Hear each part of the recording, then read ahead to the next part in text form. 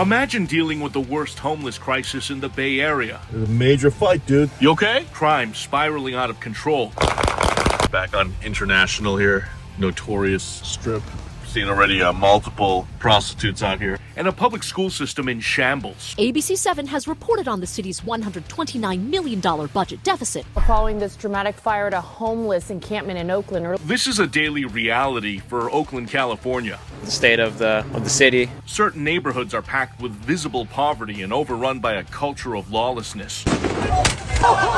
Gun violence and robberies recently forced the beloved In-N-Out Burger to close its only restaurant in Oakland. Even though it was profitable. For the safety of our associates, we just felt like this is not okay. For a city that's seen homicides and carjackings nearly double. The Defund the Police movement, fueled by far-left activists, has led to a shortage of officers. Move the Oakland Raiders out of the Bay Area.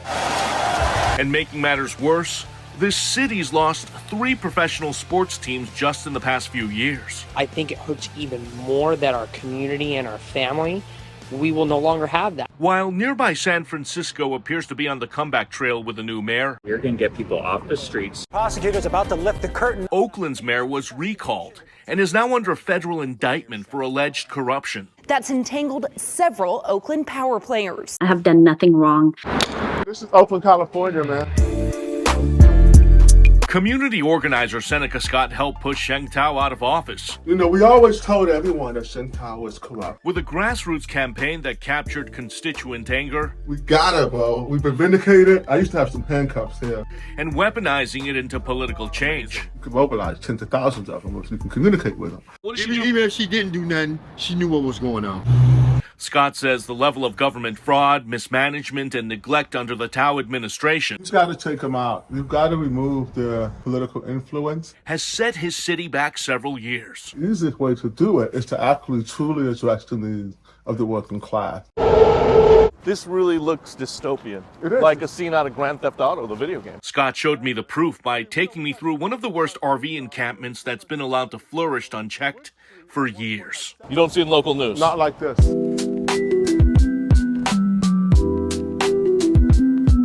Oakland's woke, retarded city council. He says the city won't be able to move forward if this indifference continues. We have less than 24%. We have like 23% voter turnout. We've got to change that. We've got to get people voting. But Scott also says there's nowhere else to go but up, and is already mobilizing his team for the next mayoral election in April, which could make or break the city. And I also want people with integrity. I want people who share values. So we're calling on people who voted for the recall. Vote April 15th in Oakland's special election. The 2 frontrunners are former Congresswoman Barbara Lee, delivering and prioritizing for you, and former Oakland Council member Lauren Taylor. And they couldn't be any more different on the Democratic spectrum. They've said we are a city divided. Lee is a progressive and wants universal basic income for the homeless and is against encampment sweeps.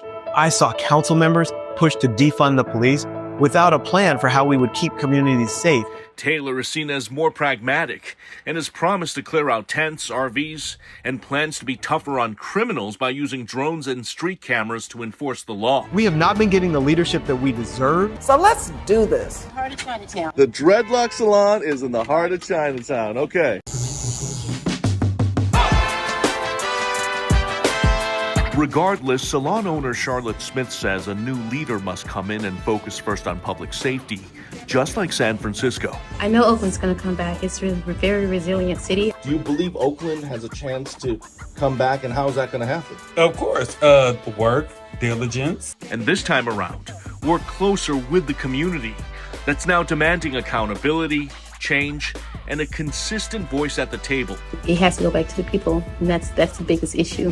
To help unlock Oakland's potential that's been squandered for so many years, and to set its trajectory forward for a better future. Why did you decide to keep your business here despite everything? Yeah, every major city has its ups and downs, but this place has a flavor unlike any other place. So whether it's going up, it's going down, it's going to mellow itself out. It's like the stock market, it's going to mellow itself out.